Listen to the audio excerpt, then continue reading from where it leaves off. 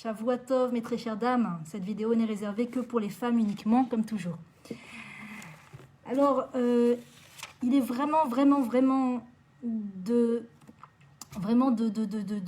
très important cette période-là dans laquelle nous nous trouvons, dans cette période d'ultra-exhibitionnisme sur Internet, où les gens qui sont malheureusement des bonnes personnes, un bon peuple, des gens merveilleux, le peuple juif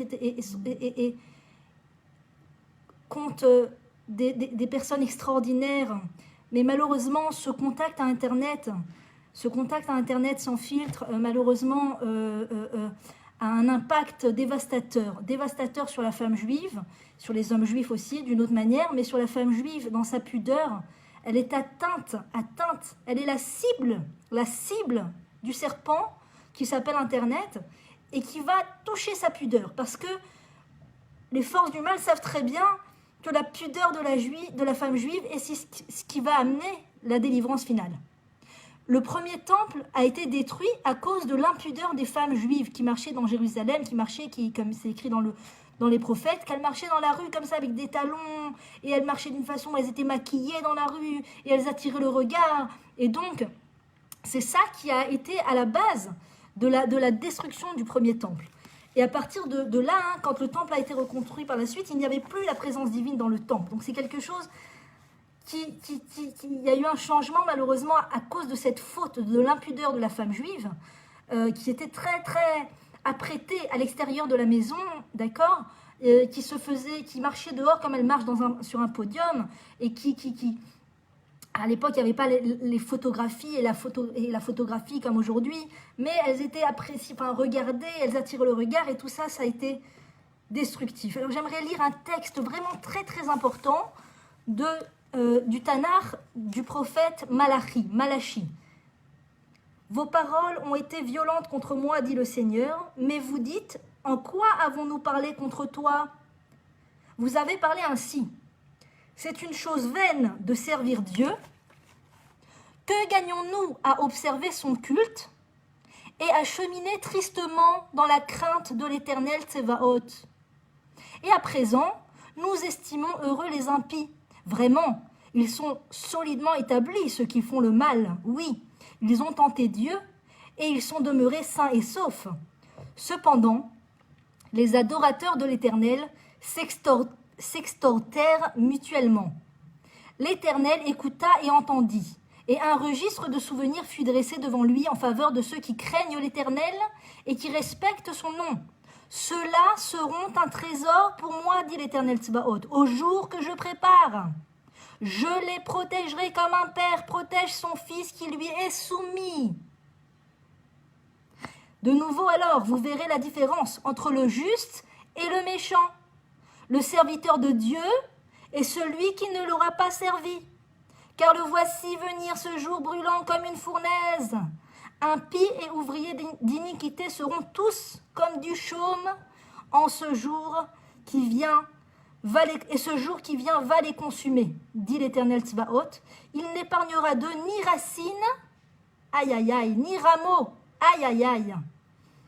Mais pour vous qui révérez mon nom, se levera le soleil d'équité, portant le salut dans ses rayons, et vous paraîtrez, et vous vous ébattrez comme des jeunes taureaux sortant de l'étable, et vous foulerez les méchants qui se réduiront en poussière sous la plante de vos pieds, au jour que je prépare, dit l'Éternel Tsebaot. Souvenez-vous de la loi de Moshe, mon serviteur, à qui j'ai signifié sur le Chorev des statuts et des ordonnances pour tout Israël. Or, je vous enverrai Élie le prophète avant qu'arrive le jour grand et redoutable. Lui ramènera le cœur des pères à leurs enfants et le cœur des enfants à leurs pères, de peur que je n'intervienne et ne frappe ce pays d'anathème. Au moins, on ne pourra pas dire qu'on ne savait pas. Il suffit de lire les prophètes. C'est le livre les prophètes, c'est les livres d'éthique de base. C'est la base de l'éthique. Le moussar que l'on peut recevoir dans les livres de prophètes, ça redresse la neshama, ça redresse la colonne vertébrale spirituelle.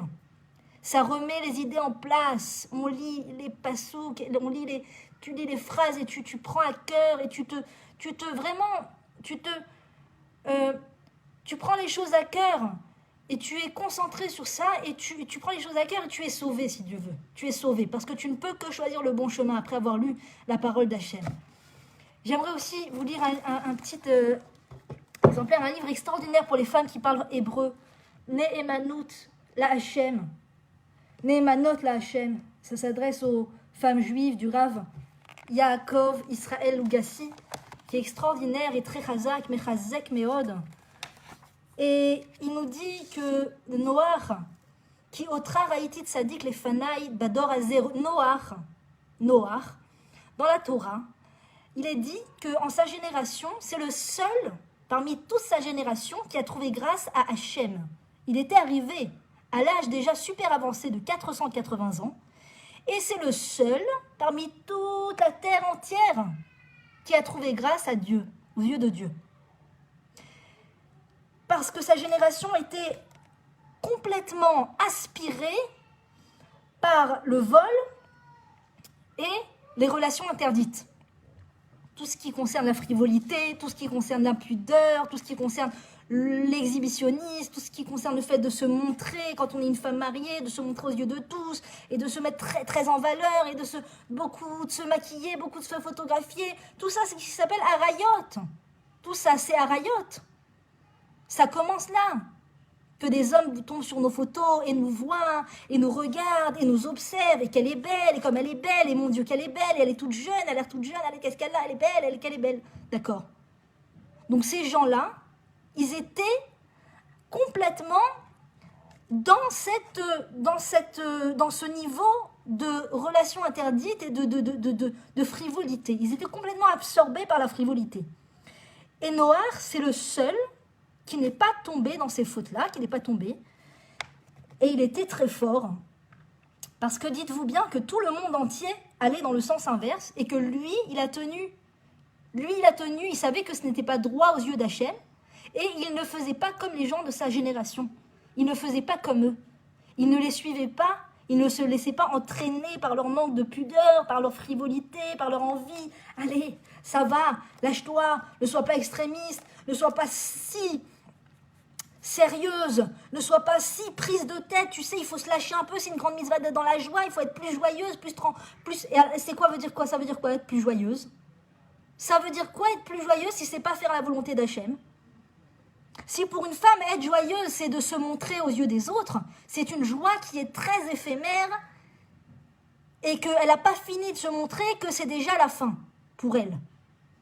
Et qu'après avoir bien rigolé, elle va se mettre à pleurer. Une femme qui joue avec sa beauté, encore plus, a fortiori une femme mariée qui joue avec sa beauté, et une jeune fille qui cherche à se marier doit faire aussi très attention à elle, parce qu'on lui donne son zivoug en fonction, son futur marié, en fonction du niveau de ses actes. C'est-à-dire que le niveau de piété à laquelle elle est arrivée, on lui donne son mari en relation avec le niveau de piété à laquelle elle est arrivée. C'est-à-dire que si elle fait attention à sa pudeur, si elle fait attention à la façon dont elle s'habille, à la façon dont elle se comporte avec les jeunes hommes, avec les garçons, avec les autres, si elle met une distance entre elle et les autres garçons, si elle annonce à tout le monde, je vous préviens, moi je suis Shomeret Negiya, vous ne me touchez pas. Vous ne me touchez pas. Je ne suis pas mariée, et tant que je ne suis pas mariée, personne ne me touche. Tant qu'elle ne fait pas ça, malheureusement, eh ben, son mari, il sera en fonction de son niveau. Elle s'est laissée toucher, il a touché. Elle s'est laissée regarder, il a regardé. Elle s'est retenue, alors que c'était très difficile et qu'il fallait beaucoup de émouna et beaucoup de force intérieure et de maturité intérieure pour se dire « Ok, je ne suis pas encore mariée, j'attends qu'une chose, c'est de le trouver, j'attends qu'une chose, c'est de construire mon couple, d'être de le grand amour avec un grand A, d'accord? Depuis qu'on est petit, on nous donne à manger à la petite cuillère avec Mickey, Minnie et des cœurs entre les deux. Le grand amour, c'est ça qu'on attend tout depuis. C'est pas un but en soi en vérité. C'est pas un but en soi. Il y a beaucoup plus derrière le fait de se marier que juste le grand amour. Il y a aussi beaucoup d'autres choses qui viennent avec ça, les Ratachem. Mais bon, alors elle dira le grand amour. Alors le grand amour, j'attends le grand amour, etc.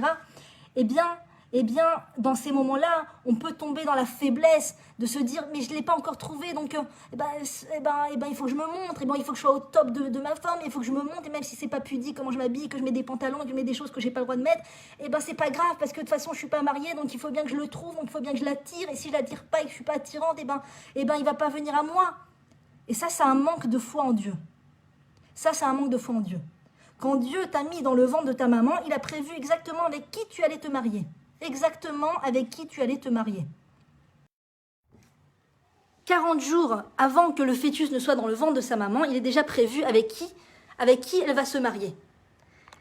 Et donc, ça peut contredire a priori le fait que celui avec qui je vais me marier va être en fonction de mes actions.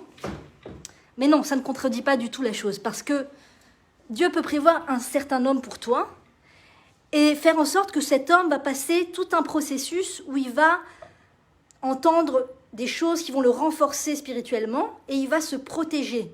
Il ne va pas aller avec d'autres filles.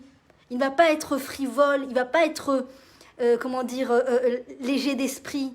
D'accord ? Quelle femme veut se marier avec un homme qui a eu plein d'histoires et d'aventures ? Ça fait plaisir à personne. D'accord ? On veut tout un homme pour qui on est la première. Ça fait toujours plaisir de savoir qu'on est la première pour un homme. D'accord ? Donc, c'est pareil pour l'homme aussi. Ça lui fait toujours plaisir de savoir que sa femme, c'est lui qu'elle attendait. Elle a attendu que lui, et elle ne s'est offerte qu'à lui. D'accord ? Eh bien, la Torah, c'est ce chemin qu'elle nous demande d'emprunter. C'est pas c'est pas hors de portée. C'est à la portée de tout celui qui veut aller d'après le chemin d'Hachem. C'est comme ça. C'est le chemin d'Hachem. Donc le chemin d'Hachem, c'est de se protéger et de faire des shidduchim. Ça veut dire rencontrer un homme uniquement en vue de se marier. Donc la rencontre est beaucoup plus sous l'atmosphère du mariage sérieuse. On pose des questions qui sont des questions où on ne cherche pas à se draguer l'un et l'autre. On cherche à savoir si on est fait l'un pour l'autre pour se marier. D'accord ? Donc c'est vrai que ça peut paraître incroyable ce chemin de vie pour une société qui est, comme à l'époque de Noach, complètement plongée dans cette culture non juive des films et des romans où le mariage, c'est pas du tout le but. Le but, c'est le grand amour, c'est waouh, c'est la frivolité, c'est les grands sentiments, les grandes émotions, les grandes effervescences intérieures. On va d'abord se connaître, on va d'abord tout faire les 400 coups ensemble. Et après, si vraiment on a atteint déjà la trentaine, on verra si on se marie. Donc ça, c'est le monde non juif. Bienvenue dans le monde juif pour un juif ou pour une femme juive, et tous ceux qui veulent aller d'après la parole d'Hachem, c'est le fait de se protéger, de toute sa vie, de se concentrer sur ses études, de se concentrer sur ce qu'on a à étudier et à faire, et quand on arrive à l'âge du mariage, dans la pudeur, rencontrer un homme dans le but de me marier avec lui. Donc, si moi, je suis sérieuse, Bezrat Hachem, si je prends sur moi la pudeur, si je prends sur moi le fait de ne pas me laisser toucher par un autre garçon, mon mari va prendre, Hachem va prendre mon mari par la main, sous son aile, et va l'amener chez des rabbins, chez des gens qui vont lui enseigner à être un homme sérieux. Va lui donner envie d'être un homme sérieux. Et quand je vais le rencontrer, ça sera l'homme sérieux que j'ai mérité parce que j'ai été sérieuse. Et si ce n'est pas le cas, c'est le même mari, mais qui n'a pas fait tout ce processus de construction spirituelle intérieure, qui a été nourri aux films hollywoodiens, parisiens, etc., les films pourris, et qui ne rêve que d'une chose, c'est d'avoir le plus de conquêtes amoureuses possible. Voilà. Génial, Mazal Tov pour les mariés, d'accord. Bon, qu'est-ce qu'on a gagné ? Alors ça ne veut pas dire qu'on ne doit pas se marier, on doit se marier, mais après on doit se renforcer. Mais si on peut se renforcer avant, c'est encore mieux, parce que justement Hachem, il simplifie le chemin. Il prend les deux par la main. Tu veux te purifier, tu veux aller dans mon chemin. Tout le monde entier Hachem, comme à l'époque de Noach. Tout le monde entier nous encourage à la frivolité. Ça va, mets des photos sur Instagram, qu'est-ce que tu t'en fiches ? Ça va, mets un peu plus de couleurs. Ça va, mets des cheveux super longs. Ça va, qu'est-ce que je t'en prie. Tu sais ce que tu payes. Tu sais ce que tu payes pour chaque chose, chaque photo. Le Rav Amnon Israël, que Dieu le bénisse, Shlita, Il a dit pour chaque photo sur Internet, c'est Gehinom. Ça retire la shrina du couple, la shrina s'envole. Quand la femme tombe dans ce piège du nachash, du serpent qui vient la chercher et frapper à sa porte. Touk touk touk. Tu t'ennuies? Oui, c'est vrai que je m'ennuie un peu en ce moment. Bah viens, prends-toi en photo, mets ta photo sur Instagram, regarde, tout le monde le fait. Ça se fait pas, c'est pas... Mais si, ça se fait, regarde, tout le monde le fait. Regarde, même la fille, elle est religieuse, elle le fait. Regarde, elle est très religieuse, elle le fait. Regarde, elle met des photos d'elle, elle regarde comme elle est belle. Tu sais, c'est pas interdit d'être belle, hein. Touk, touk, touk. Et la femme, elle ouvre la porte, et après quelques temps, elle se retrouve toute maquillée, toute bien embellie, toute belle, toute jolie, et elle se photographie, et elle met les photos sur Internet. Et là, c'est la shrina qui s'en va de la maison. Alors c'est vrai, ça fait plaisir, il y a des commentaires, oh t'es belle, oh que tu es belle, oh que tu es magnifique, oh like, like, like. Des likes, ça s'arrête plus les likes. Alors elle se console avec ses likes. On se console, on peut tous tomber, tout tomber. Je fais partie du lot, on peut tout tomber. On se console avec les likes du fait qu'il n'y a plus la shrina à la maison. La présence divine, elle a quitté la maison. Et c'est le feu qui dévore les couples. Quand une femme ne réserve pas sa pudeur à son mari ou à son futur mari, ne réserve pas sa beauté. Chaque femme a la capacité d'être belle. Chaque femme a la capacité d'être charmante et de se mettre, comment dirais-je, de s'embellir. Toutes les femmes au monde ont la capacité de s'embellir. Je me rappelle une fois, il y a longtemps, quand j'avais encore Internet, je n'ai plus Internet, j'ai le téléphone cachère et j'ai emprunté ce téléphone. C'est très important de le dire, que vous sachiez. Quand j'avais encore Internet à l'époque, on m'avait montré une vidéo d'une femme qui était apparemment très experte et très très reconnue et très populaire dans le maquillage et qui faisait des choses incroyables avec le maquillage. Elle arrivait à rendre des visages tout à fait anodins, complètement magnifiques. Et elle-même était vraiment très, pas jolie, pas très belle, pas très, comment il dit ça, pas très gâtée par la nature, par Dieu. Et elle a fait comme ça une vidéo où elle se maquille de A à Z.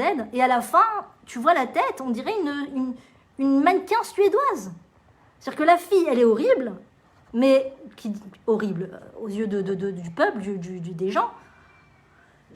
Et elle se rend star hollywoodienne avec beaucoup de tonnes de maquillage, beaucoup de make-up. Et donc, tout le monde peut le faire. Tout le monde peut être une star hollywoodienne. Tout le monde peut le faire. Tout le monde, c'est entre les mains de toutes les femmes. La question, c'est qu'est-ce que tu choisis en tant que femme? Qu'est-ce que tu choisis?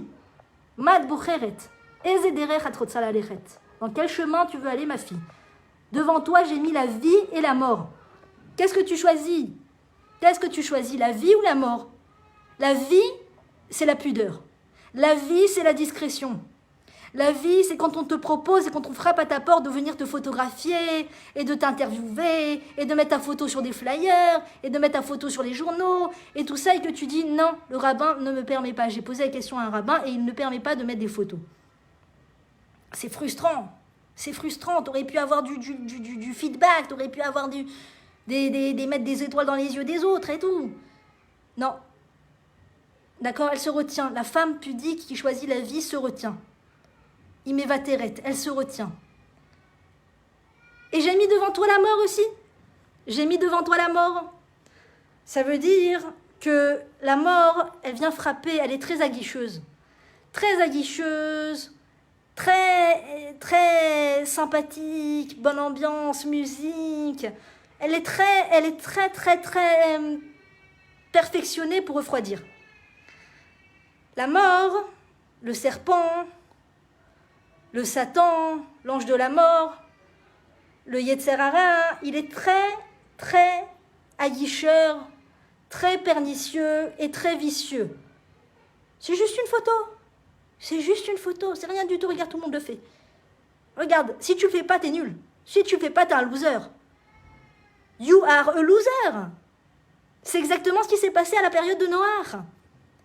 Quand Dieu lui a dit, Dieu a tellement pris en affection Noach qui allait à l'encontre de toute sa génération et qui se retenait de fauter comme toute sa génération dans la frivolité. C'est quoi un peu de frivolité? Ça va, je t'en prie. Un clin d'œil à la voisine, ça va, tout le monde le fait. Et ils font pire, hein. Un clin d'œil, c'est pudique, hein. Ça va, un petit serrage de main, je t'en prie, un serrage de main. On n'est pas à Méach et à Rime. Un petit serrage de main, quoi. Ça va. On prend la photo ensemble. Hommes et femmes, ça va. On s'assoit à table ensemble, ça va. D'accord. Donc, un peu de frivolité, non. Il a tenu, Noach, il a tenu. Il a tenu bon, jusqu'au bout. Il n'avait pas un pied entre les deux. Un peu de frivolité et un peu d'escroquerie et beaucoup de piété. Non, il était entièrement pieux. Et Akadosh Baruch Hu, il a pris en affection tellement gigantesque qu'il a dit, toi, je vais te sauver. À 8400 ans, il lui a apparu, il lui a parlé. Il lui a parlé. Il s'est adressé à Noach. Déjà, quel honneur que le Créateur du monde vient et s'adresse à toi. Et il lui a dit, je vais détruire le monde. J'ai regretté de l'avoir construit, ce monde. Ils vont tous, j'ai été dans tous les têtes et les cœurs de ces gens, et ils n'ont en tête que de la frivolité, que de la vicissitude, des vices, plein de vices, plein de vices. Ils ont des vices. Ils ont en tête, ils ont le cœur tortueux. Ils ne machinent toute la journée que des mauvaises choses. Ils sont loin de moi, ils ne me servent pas. Ils sont complètement enfouis dans leur idolâtrie. Et toi, tu as trouvé grâce à mes yeux.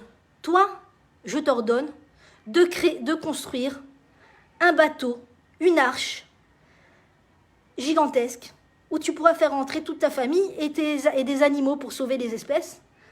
Et ensuite, j'enverrai le Maboul sur la terre dans 120 ans. Tu as 120 ans pour construire cette arche. Et dans 120 ans, j'enverrai le Maboul et toute la terre va se détruire.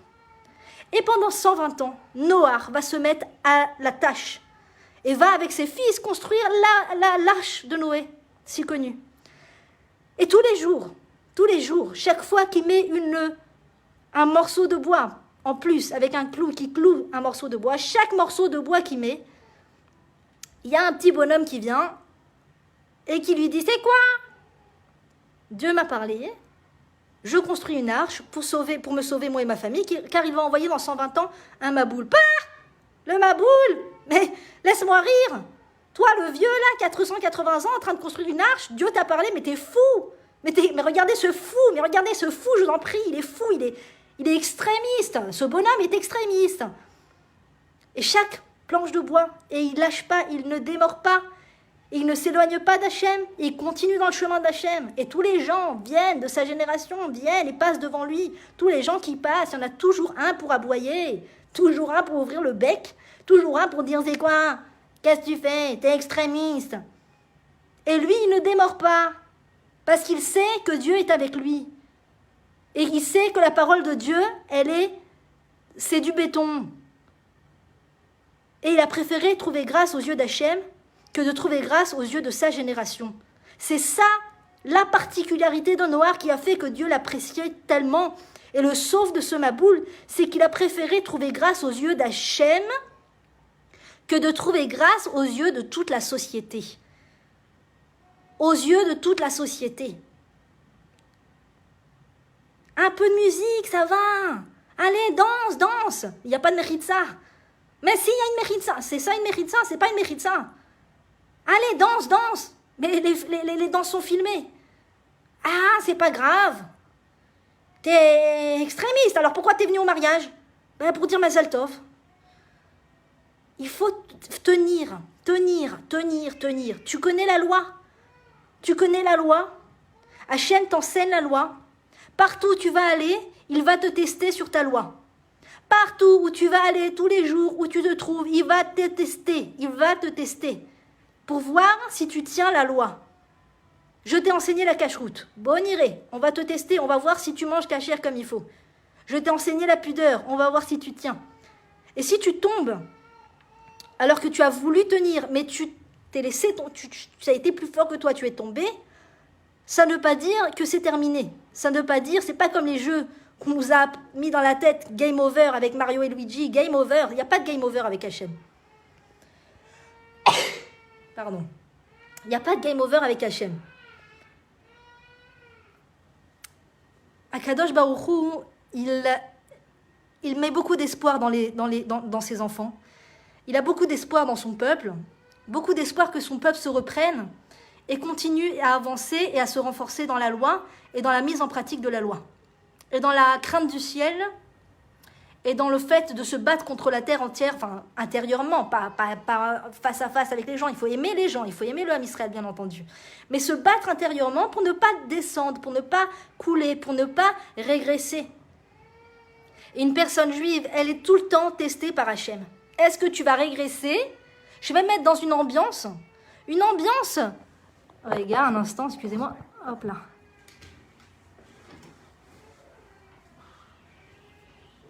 Ah, tu prends pas.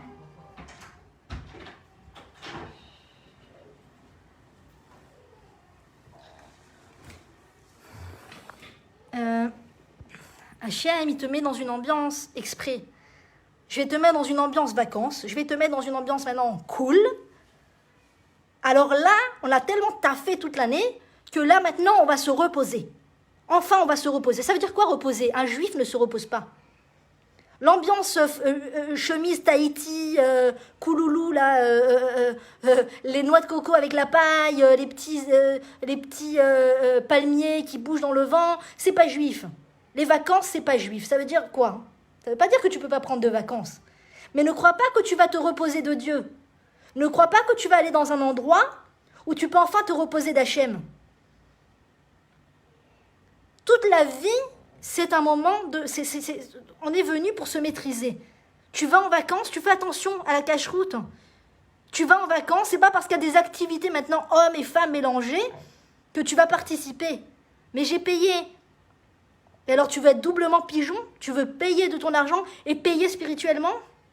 Perdre spirituellement? Alors des fois c'est vrai, on paye, on ne sait pas où on se lance, et d'un coup on se retrouve face à des choses qui sont totalement interdites au niveau de la loi. Et c'est justement là où Akadosh Baruch Hu nous teste. Hachem nous teste. Hachem nous teste. Mais je ne vais pas faire du baltacherie d'argent, mais je ne vais pas faire du baltacherie de billets, je ne vais pas faire du baltacherie d'hôtel, je ne vais pas faire du baltacherie de vêtements.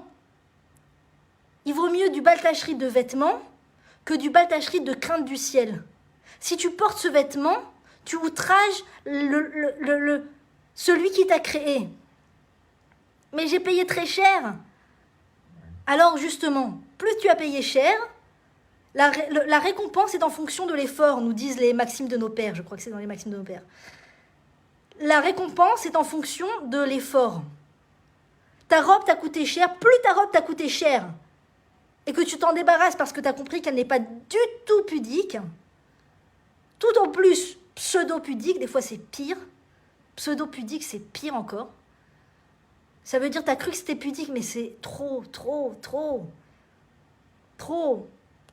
Moi je me rappelle, quand j'étais au tout début du chemin, à rechercher les lois de la pudeur, à comprendre qu'est-ce qui est permis, qu'est-ce qui n'est pas permis, c'était une recherche sans répit.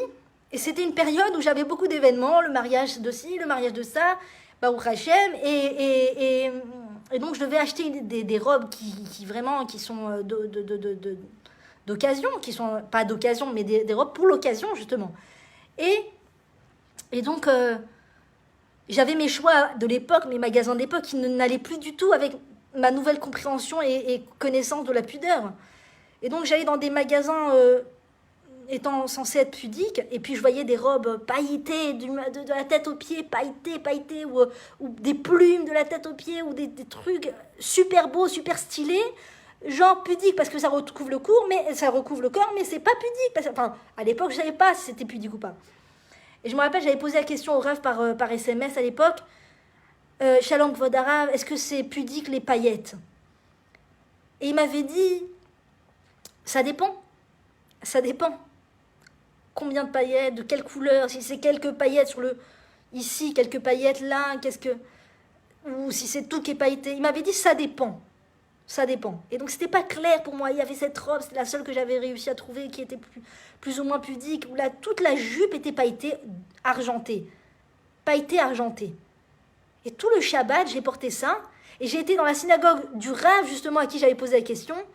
Et je ne sais pas s'il m'a vu ou pas, je ne sais pas, mais au moment où je passais devant, j'étais pas tranquille.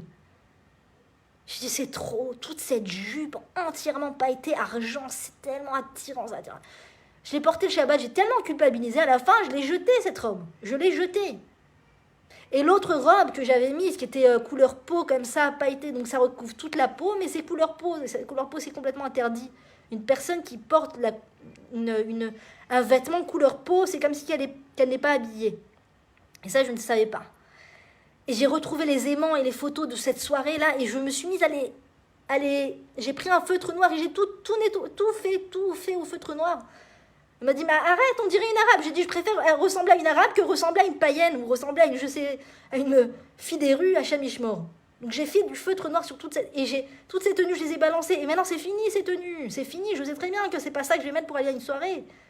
Et même pour une soirée où c'est ta propre soirée, pour ton fils et bar mitzvah, ta fille, le mariage de tes enfants, la brit mila de tes enfants, quand c'est tes enfants, ta famille, nous on croit que c'est le jour où il faut montrer à tout le monde qu'on est belle. C'est ça. C'est ça qui nous ont mis dans la tête les films hollywoodiens. C'est quoi le mariage hollywoodien vu par Hollywood? C'est quoi le mariage vu par Hollywood? C'est que les femmes en mettent plein les yeux des hommes et que les hommes draguent toutes les femmes sur place, à Shem Ishmor, des ambiances Leicester, au point que même les mariés de ce jour-là ne sont même pas fidèles l'un à l'autre. Il y a l'ancien petit copain qui est venu, qui s'est fait tout beau, tout gominé, qui est venu avec sa voiture rouge et qui attire l'attention de la nouvelle mariée qui est en train de se marier. Il y a l'autre petite ancienne copine du marié, du futur marié, qui est là en train de lui faire des coucous et des machins. Mais mon Dieu, mais quelle horreur! Comment ils pensent à des choses pareilles? Tu vois comment ils voient le mariage, les non-juifs? Le mariage vu par les non-juifs. Le mariage vu par la Torah, c'est l'événement le plus saint de toute la vie d'une personne. La bar mitzvah d'un enfant, la brit mila d'un bébé, quand c'est notre bébé, c'est pas le jour où on est la star de la journée. On n'est pas la star.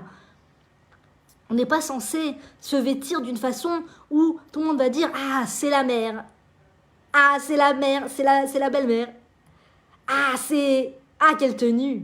Ah, quelle tenue, tu nous as régalé avec ta tenue. » Les gens ne doivent même pas apercevoir que tu as une tenue spécifique ou quoi. Bien sûr qu'il faut mettre une tenue plus faire honneur à ton fils ou à ta fille, ou faire honneur dans le sens que tu vas mettre une tenue que tu aurais mis un Shabbat par exemple. Un Shabbat, donc c'est quelque chose de plus beau que de la semaine. Mais ça doit être autant pudique si ce n'est plus. Parce que ce jour-là, c'est un jour de grand remerciement vis-à-vis d'Hachem. Merci mon Dieu que j'ai pu arriver à ce jour-là. Merci mon Dieu que j'ai pu arriver à la brit mila de mon fils. Merci mon Dieu que j'ai pu arriver à la bar mitzvah de mon fils. Et je souhaite à toutes les mamans, Bezrat Hashem. Merci mon Dieu que j'ai pu arriver à la bat mitzvah de ma fille. C'est grâce à toi mon Dieu, tu l'as tenue en bonne santé tous ces jours. Et moi, tu m'as fait vivre tous les jours. Je suis tellement redevable envers toi. Mais attends, je suis tellement redevable envers toi. Je vais m'habiller contre ta volonté ce jour-là?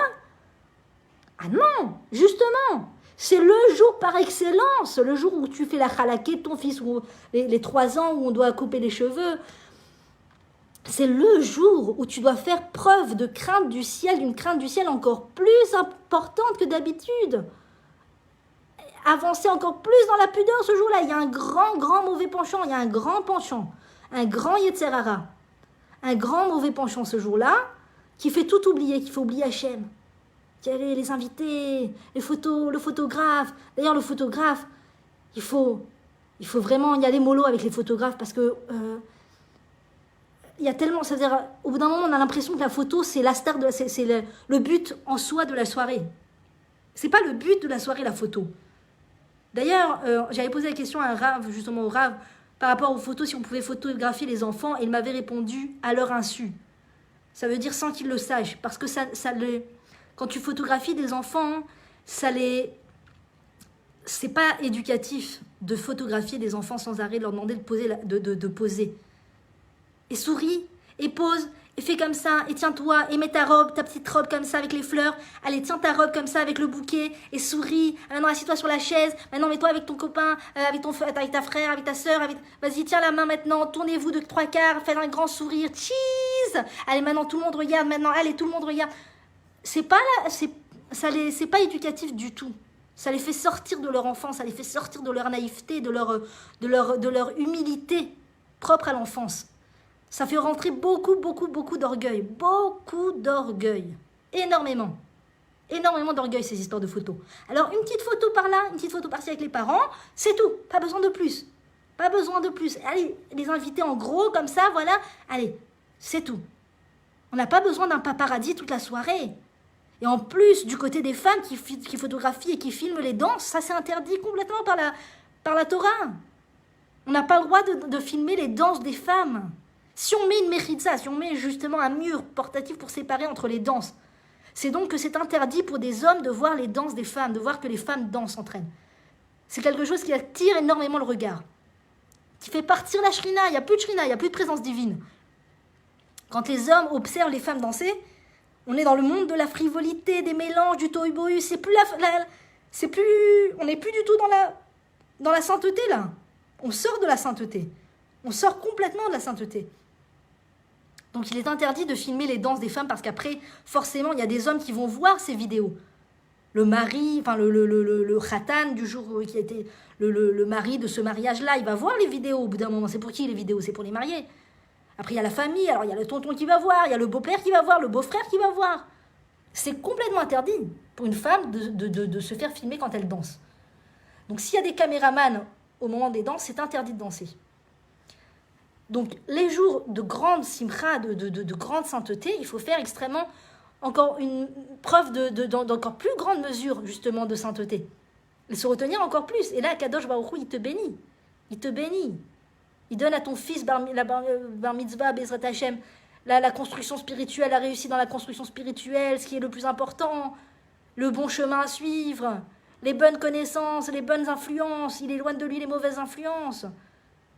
Quand la femme, elle se bat pour que justement le jour de sa simcha à elle, de sa fête à elle, que ce soit son mariage ou encore une fois n'importe quelle fête, autre fête, quand elle se bat pour sa propre pudeur, elle ne se rend pas compte des cadeaux qu'elle offre à ses futures générations. Elle ne se rend pas compte des cadeaux qu'elle offre à elle et à son mari. Elle ne se rend pas compte des bénédictions qui découlent de son attention dans sa pudeur le jour des fêtes, le jour où on invite des gens, où on se marie, où on fête quelque chose. Quand la femme fait justement encore plus attention à sa pudeur ce jour-là, Dieu, il voit tout. Ma fille, tu es comme Noé, comme Noach. Tu vas à l'encontre de toutes ces générations qui profitent de n'importe quel événement pour s'exhiber. Et vas-y qu'on boit et qu'on monte sur la scène et tout. Non, c'est pas juif tout ça. C'est pas juif. Donc toi, tu fais super attention, tu danses pas devant les hommes, tu fais attention, tu t'habilles encore plus pudiquement, mais Akadosh Baruch Hu, il fait découler sur toi une mer, un océan de bénédiction. Qui n'a pas besoin de bénédiction aujourd'hui? Qui n'a pas besoin de bénédiction dans notre monde? On a toutes besoin de bénédiction. On a toutes, et si on croit qu'on n'a pas besoin, eh bien on se trompe. La vraie bénédiction, c'est quand il y a la présence divine entre l'homme et la femme. Quand il y a la chaleur entre les deux, quand il y a la paix entre les deux, et quand ils se dévorent, quand le feu les dévore, et qu'ils se dévorent de querelles, quand il y a sans arrêt des querelles, sans arrêt, bon, quelques querelles de temps en temps, c'est le processus de tout couple, c'est tout à fait normal. Mais tout le temps des querelles, c'est le feu qui les dévore.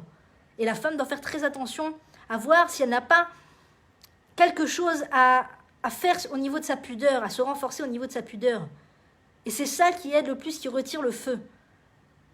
On dit que quand il y a le feu quelque part, c'est qu'il y a eu, chas v'shalom, une frivolité, ou il y a eu un manque de pudeur. Quand il y a des événements, chas v'shalom, avec du feu. Donc si la femme veut faire sortir le feu de sa maison, veut éloigner le feu de sa maison, si elle sent qu'il y a le feu, des fois c'est un feu physique, Et des fois, c'est un feu,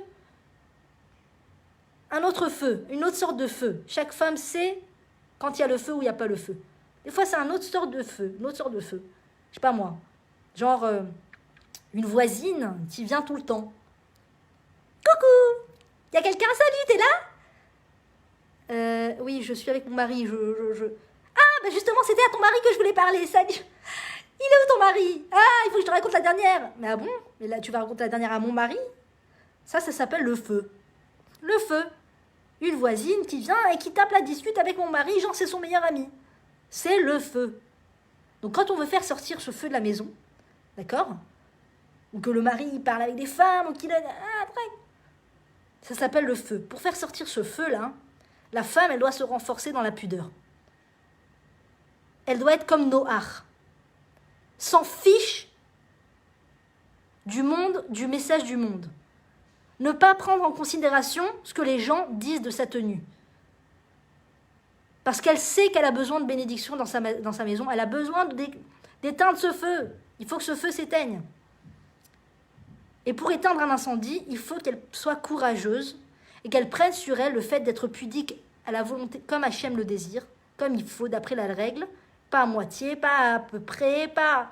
Ken, j'ai dit une fois, des fois, le pseudo-pudique, des fois, est encore pire. Parce qu'une mini-jupe, une jupe au-dessus des genoux, c'est pire. C'est pire qu'un pantalon large, par exemple. Un pantalon large, c'est interdit par la Torah de mettre un pantalon pour une femme. Mais une jupe au-dessus des genoux, c'est tellement grave. Tellement ça laisse dévoiler des choses. Une jupe, une robe moulante, une robe de la couleur de la peau, une robe où on va voir la forme de la peau. Toutes ces choses-là, c'est des choses tellement attirantes, tellement attirantes. C'est des choses que Akadosh Baruch Hu ne peut pas supporter. Ne peut pas supporter, il ne peut pas résider dans la maison et protéger la maison quand il y a ce genre de tenue à l'extérieur ou devant les autres hommes. Donc il faut y aller main dans la main avec Hachem au niveau de la pudeur. Et Akadosh Baruch Hu, il éteint les incendies. Il fait sortir les incendies de la maison et il n'y a plus d'incendies qui viennent frapper à la porte de mon mari. Bezrat Hachem. Que Dieu vous bénisse à toutes et que Hachem nous aide à être giborot comme Noach. Bezrat Hachem.